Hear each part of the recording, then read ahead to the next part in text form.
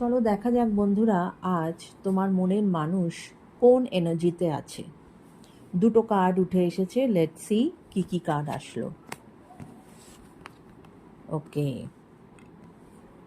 First chakra আর্ক্যাঞ্জেল Michael, অর্থাৎ এটা root চক্রাকে বলা হচ্ছে। এবং রুট চক্রা আমাদের লাইফে স্টেবিলিটি আনে, এবং তার সাথে সাথে যেটা আনে দ্যাট ইজ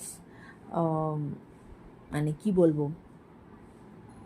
স্টেবিলিটি, ধরে রাখো স্টেবিলিটি আনে। তো তোমার মনের মানুষের লাইফে স্টেবিলিটি আসছে বা সেই এনার্জিতেই তিনি এখন আছেন।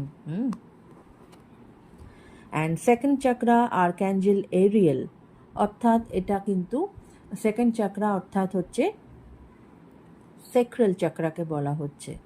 এবং এটা কিন্তু আমাদের ক্রিয়েটিভিটিকে ইন্ডিকেটস করে। উনি ক্রিয়েটিভলি হয়তো এখন অনেক বেশি মানে কি বলবো, এনার্জাইজড হয়ে আছেন ক্রিয়েটিভলি।